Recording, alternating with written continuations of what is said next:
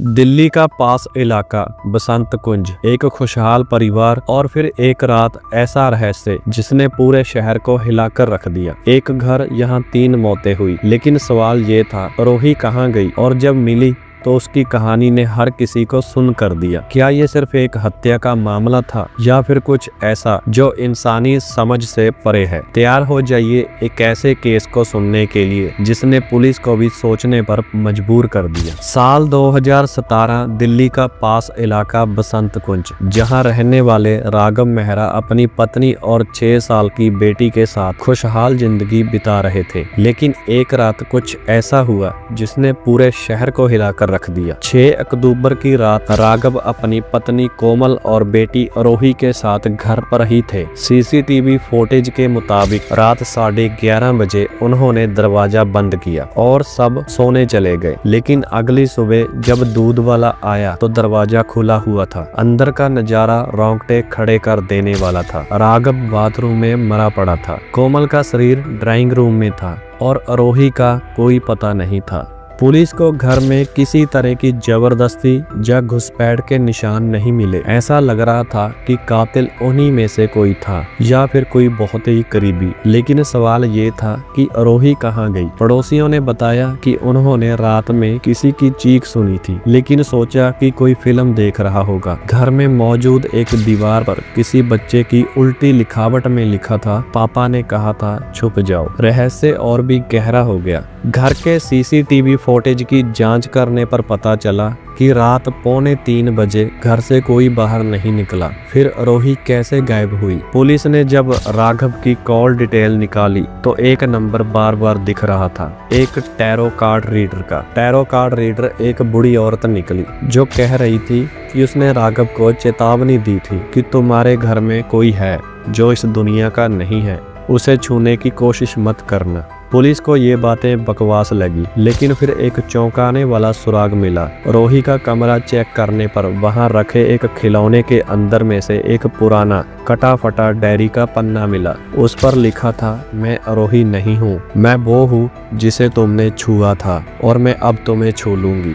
और फिर जांच के दौरान पुलिस ने रोही को एक पुराने कुएं में ढूंढ निकाला, लेकिन वो जिंदा नहीं थी। पोस्टमार्टम रिपोर्ट कह रही थी कि उसकी मौत 3 दिन पहले हो चुकी थी, लेकिन वो तो उस रात घर में थी। रोही की लाश मिलने के बाद पुलिस सकते में थी।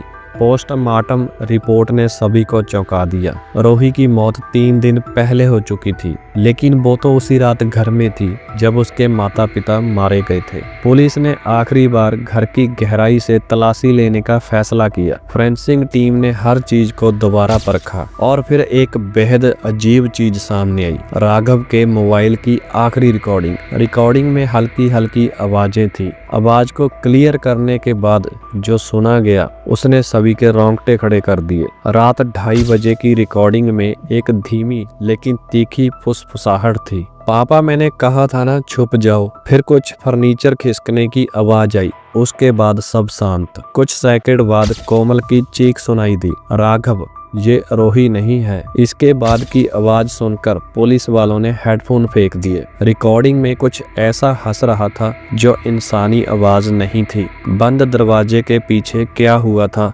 पुलिस अब तक किसी नतीजे पर नहीं पहुंची थी। लेकिन रोही के शरीर के पास से एक और सुराग मिला। उसके हाथ की उंगलियों के बीच कोई पुराना कागज फंसा हुआ था। कागज की जांच करने पर पता चला कि वो 1952 में लापता हुई एक लड़की का हॉस्पिटल रिकॉर्ड था, जिसका नाम था सुमित्रा। सुमित्रा कौन थी? दिल्ली के पुराने रिकॉर्ड तलाशे गए तो पता चला कि 1952 में एक 7 साल की लड़की सुमित्रा अपने घर में ही गायब हो गई थी। उसके माता पिता का कहना था कि वो रात में अचानक उठी, दीवार पर कुछ लिखा और गायब हो गई। हैरानी की बात यह थी कि जब पुलिस ने उस दीवार का फोटो देखा तो उस पर लिखा था, पापा ने कहा था छुप जाओ। ठीक वही लाइन जो रोही के घर की दीवार पर लिखी थी। ये केस आज भी दिल्ली पुलिस के सबसे डरावने केसों में से एक है। घर को सील कर दिया गया, लेकिन कई साल बाद भी वहां से कभी कभी बच्चों की हंसी और फुसफुसाहट सुनाई देने की शिकायतें आती रही। कोई नहीं जानता कि आरोही और सुमित्रा के बीच क्या कनेक्शन था, लेकिन एक बात तय है, ये कहानी अभी खत्म नहीं हुई। तो क्या सच में आरोही की मौत उसी रात हुई थी, या फिर वो 3 दिन पहले ही इस दुनिया को छोड़ चुकी थी? और सबसे बड़ा सवाल, आखिर 1952 में गायब हुई सुमित्रा का केस से क्या रिश्ता था? दिल्ली पुलिस ने इस केस को बंद कर दिया, लेकिन आज भी उस घर से आती फुसफुसाहट और बच्चों की हंसी का राज कोई नहीं जानता। क्या आप इस कहानी को सिर्फ एक इत्तेफाक मानते हैं, या फिर कुछ ऐसा जो हमारी सोच से परे है? कमेंट करके बताइए। और अगर आपको ऐसी ही रहस्यमयी कहानियों में दिलचस्पी है तो चैनल को सब्सक्राइब जरूर करें। तो मिलते हैं दोस्तों अगली कहानी में।